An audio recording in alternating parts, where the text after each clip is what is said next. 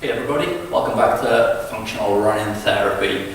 Now, the title of this video is Running Physics. Now, I know you're all thinking, what are you on about?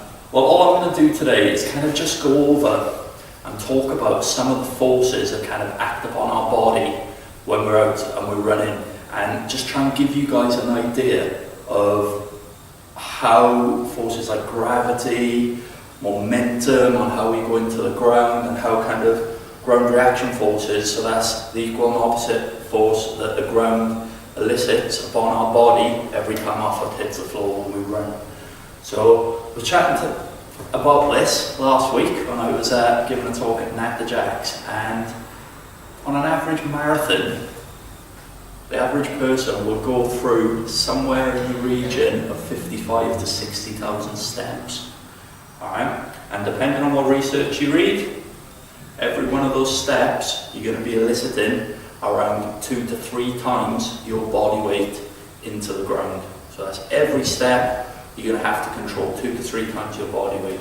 So I think, I'm not great at maths, don't pretend to be, but if you add that up, you're looking at controlling forces somewhere in the region of 2.5 to 3 metric tons, right, of force throughout the marathon. That is a hell of a lot of force that you need to deal with. And if you look at it that way, then there's no surprise as to why strength conditioning and doing things that are going to be beneficial to help improve how mainly your hips. Alright, that's what I'm seeing most of in the clinic at the moment, is people around their pelvis are either they don't have the flexibility to allow the muscles, their bones and their joints to get into the right position when they run, to allow them to kind of switch on and perform effectively, or they just don't have the basic strength and the basic kind of nervous system control, to cope with reacting to how that foot hits the ground and controls impact. Alright, and that's really what it's all about, is how well we control the effects of gravity, momentum that's taking us into every step, and the effects of ground reaction. Alright? That equal and opposite reaction that the ground gives us every time our foot hits the floor. So, if we know kind of how much force is going through our body every time, remember 2 to 3 times our body weight, what can we do to get better? So I mentioned why strength conditioning is so good. So effective strength conditioning programs have been proven to kind of make you a more efficient runner. Alright? It allows your body to work at less of a capacity at a lower end. And surprisingly, this kind of shocked me a little bit when I read the research, high-end strength conditioning is more beneficial. So stuff where you're doing around 6 to 8 reps or even less. Alright? That very heavy weight for short periods of time has been shown to have better carryover into long endurance sessions, marathons, and even up to ultras, Ironmans, things like that. And another important thing is about kind of balance and control. I see a lot of clients at the moment who are coming in and saying, oh, I'm not flexible in this area, and when I test their flexibility, there's nothing wrong with their flexibility. What they're not able to do is get into a position and get back out of it. So what your body tends to do then, it kind of blocks you. Your body says, I'm not comfortable going there, so I'm going to stop you going there. So your nervous system puts a block on it. And a lot of the time it's just kind of turning off that nervous system block, making them a bit stronger, and allowing them to move in and out of motions.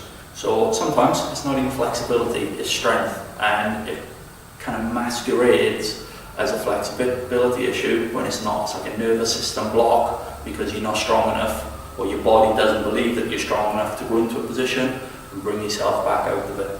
So that's why all the research towards static stretching before we work out is kind of being contraindicated now. And it's all about dynamic stretching, which can improve that process, unlock your nervous system, and allow you to go into and out of motion much, much better. Okay, so instead of static stretching before you run, pretty much do the same thing, but if you're going to do your hamstring stretch and hold it there, instead of holding it, let's just move in and out of it. Take your muscle into lengthening, come back out. Alright, stay controlled, but you're just moving in and out of the stretch. Okay, now that's going to give you a much better nervous system carryover to how your hamstrings lengthen when you stride forward and how they contract at the hip to pull you forward and propel you to build momentum on your run. Okay, so basically, if I'm going to give you 3 tips to run better, it's warm up properly. Your warm up must consist of some sort of dynamic stretching. Alright, the evidence out there is overwhelming, and static stretching pre-activity is basically something that the rehab and fitness industry have put their hands up and said, right, we got this wrong for 30 years. Alright, so warm up properly, good dynamic stretching. Secondly, integrate the functional strength and conditioning program into your running training. Alright, so stuff like lots of squatting, lunging, like dynamic plank work where you're kind of moving in and out of position, things that are going to strengthen kind of this area of your body to help control the forces going through your body when you're running. Alright? And last but not least, when you go out and run, do so with a purpose. Alright, going out there and running junk miles just for the sake of running is not going to help you. That is when you're going to pick up injuries. Okay? Go and see a running coach, get your gait analysed. And I'm not talking about a knee down one in a running shop, I'm talking about a full body analysis. Okay? Where you can look at how your thoracic spine moves in terms of rotation and developing that rotational force as we run. And obviously extension and everything else as well. How your hips function in terms of strength, how you run, whether you have like a crossover gait or whether you're landed heavy because you're landing under a straight knee, whatever it is. Go and get it checked out and learn how to run well. Okay, so a lot of the times people are injured because just the running style is making them more susceptible to pain, because they're not coping with the forces properly, and a little bit of gait retraining kind of goes a long way. So those are my 3 tips. Warm up properly, introduce dynamic stretching, introduce a functional strength conditioning phase into your training. So 1 or 2 sessions a week of strength conditioning instead of your runs. I promise it will make you a better runner. You will not be sacrificing a run for something else. Alright? And thirdly, go get yourself checked out. Learn how to run well, run efficiently, or run better to avoid injury.